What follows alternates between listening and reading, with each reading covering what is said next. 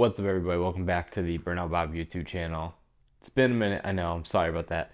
The reason behind it is I've been making a lot of improvements, trying to get ready for some good content for the channel. One of the key things is lighting. I've been playing with lighting options. I came out with that. I got new flooring. I also got a new camera. There's been a lot of stuff behind the scenes now to try to improve. Also, I want to thank all of you for 10,000 subscribers.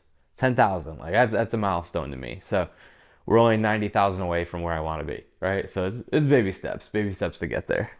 I'll show you guys real quick what I'm talking about when I'm talking about the lighting and garage. This camera is actually one of my older cameras. The new camera I purchased is a Blackmagic 4K. That one I am learning how to use right now. So until I can get that thing dialed, I don't want to start using it for shooting. So the video footage, or the quality, I guess you could say, it's still gonna be pretty decent. But the new camera is gonna be insane. Like, it's supposed to be super good quality. So the garage, I did these Amazon snap-in floor tiles. I did black with gray, and then of course you got the bikes there. I did one section here all gray where I have the bike lift. The reason why I did that is I'm always dropping stuff like nuts and bolts, and if I did the black right there, it might be a little bit more difficult to see. But with this flooring with the gray there, you are able to see it. And the nice part about, see, if I drop a bolt, it gets stuck in the little groove there, so it doesn't move around as much. So these floors are definitely really nice to have. I'll put a link for this in my Amazon store, which is in the description in the bio here. For the whole garage, my garage is 320 square feet. I believe it was $650. So not bad at all. It's actually pretty quiet in here too with the flooring. And then the next thing I picked up is this honeycomb lighting from Amazon. Again, I'll put the description below. The video doesn't do any justice with how bright it is. That was, I think, $160 on Amazon. So in time, I've been working on getting stuff better, but now we go to the spree. So the issue I was having with the spree is this petcock right here. I had ordered one on eBay. Well, originally I had just a barb fitting coming off this, running straight down to the carburetor, and I was having lots of fuel issues where I was getting too much fuel, and this thing was huffing like a chimney. Now I have the correct one after ordering two of them that said they fit for this that didn't. Now I have the correct one. I tightened it up. I have the shut-off valve here, and then running straight to the carburetor. The other issue I was having was the cable was binding up because of the mount I made. So I had to get an angle top for the Oco carb. So now I have that. That's done. Once I got all that, I was getting ready to do the first startup with this whole setup here, or at least to get it dialed, and then the battery died. So I had to wait and get that warranted. So it's kind of been like one thing after another. My goal right now is to go ahead and get this thing started up. Open up the garage. I'm going to put it on the wideband. I got this semi plugged in right now. Usually I run it off a tender. I'm just going to use these tender plugs here and put it to the battery because I'm not actually riding it. And once I do that, I'll just go ahead and see what I'm at. If I have to adjust this, technically I want my air fuel at idle somewhere in the like 12.2 to 12.5 range. And then I'm going to want that. Now when I tune my bikes, I tune them all around 12.5 from idle, mid to wide open. The reason behind that is in Florida, I'm sure just like anywhere else, we get lots of gusts of wind. And when that happens, it leans the bike out. But it's not going to put it more than like 13.5 on our bikes, which is fine because I'm not going to get so lean that the bike slows down or begins to shut off. So that's why I kind of tune my bikes like that, and it's been running great like that for 8 years, I think, that we've been using the wideband. I'm going to go ahead and open the garage and then get this thing hopefully fired up. Alright, so I'm going to go ahead and pop the choke. It's going to make that idle pretty high up.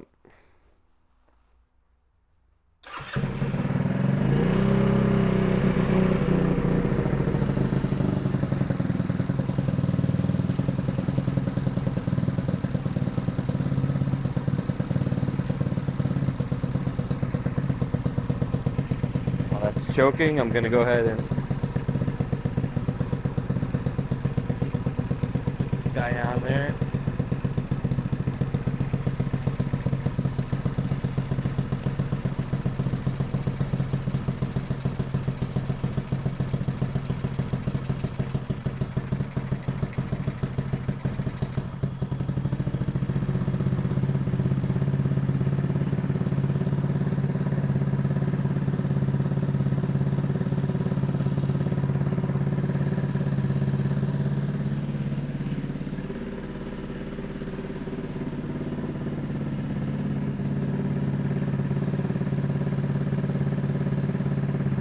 So currently at like 12.2, 12.4. Not bad. I'm gonna let it warm up and then see how it does.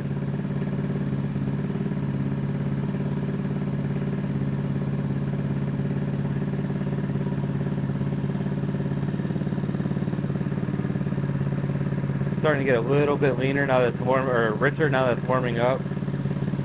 So I may just back it out a little bit. And I'm just gonna go on the air mixer screw here and turn it to the left.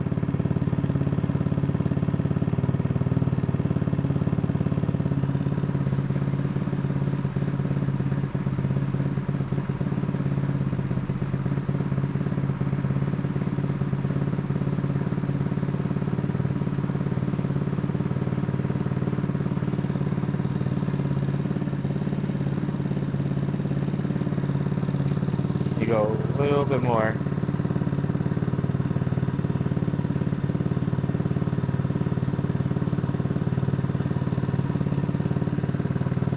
Gas.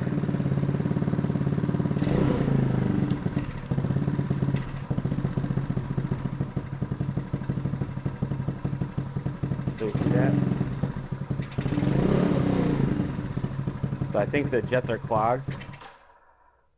If you saw when I was giving it gas, it was going straight up to like 15, 16, as if it was running lean. So I think what's going on is, as you see, there's no fuel filter on here. And with this being an old tank, I think there might be some old debris in there. And when I ran the gas out last time, it might have made its way through into the jets.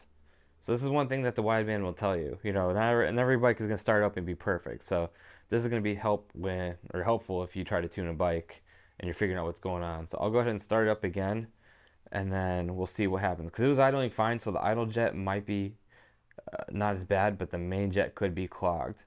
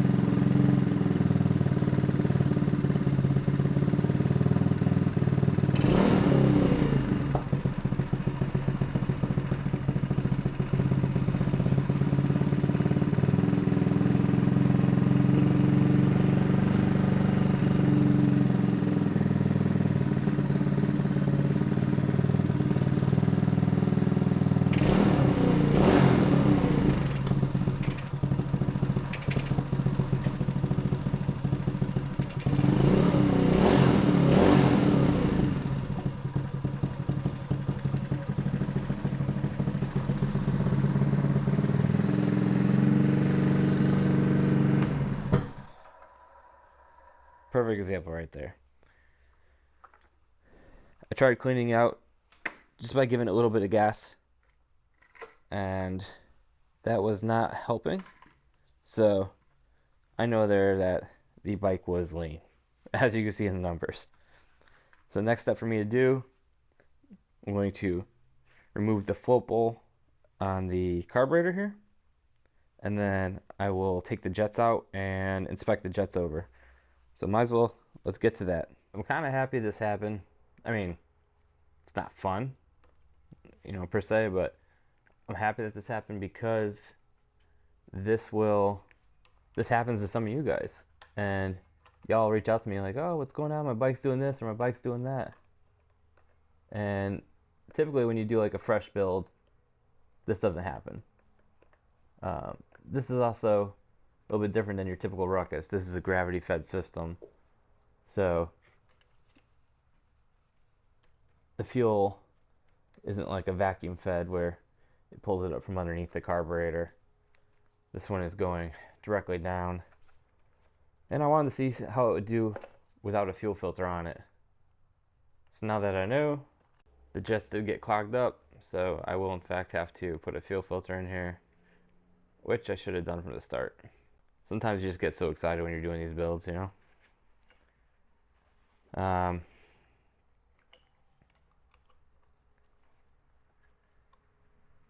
Now when this is on a Ruckus, you're probably not going to be able to get to the float bowl as easy as I am right now. I have a lot of extra room here. There we go. Yep. Alright, I'm going to show you guys. I'm going to show you. I don't know if you can see, but there is some floating sediment in there. So if you ever have in your float bowl some floaters like that, that means it's definitely been picked up into your main jet. So I just put the fuel in today, and I know it's good gas.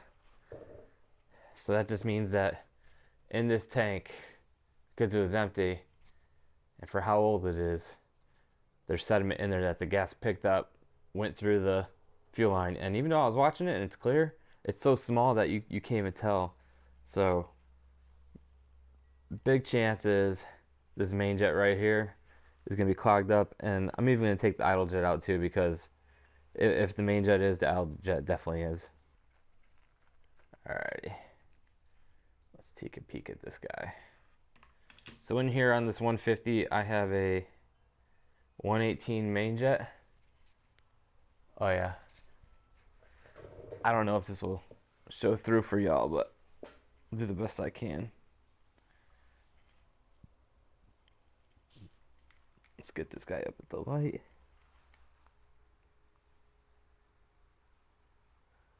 So you can see how you can barely see through that. 1 second. Leave y'all staring at the honeycombs real quick. You see how much different that is? Look at how clogged up that was. Woo. So there you go. So I'm assuming the idle jet is going to be the same thing. I'm going to go ahead and take that off, clean it, and then also clean out the float bowl. I don't have a fuel filter on me now, so I'm going to do all this, button it back up, and then I will basically end the video here, because it's not going to be too useful. If I start it back up again, it's just going to clog it again. I don't want to have that revolving door. So I hope you guys like the spree update. I know some of you guys really like the spree content. So be sure to like, share, and subscribe, and I'll catch you guys on the next one.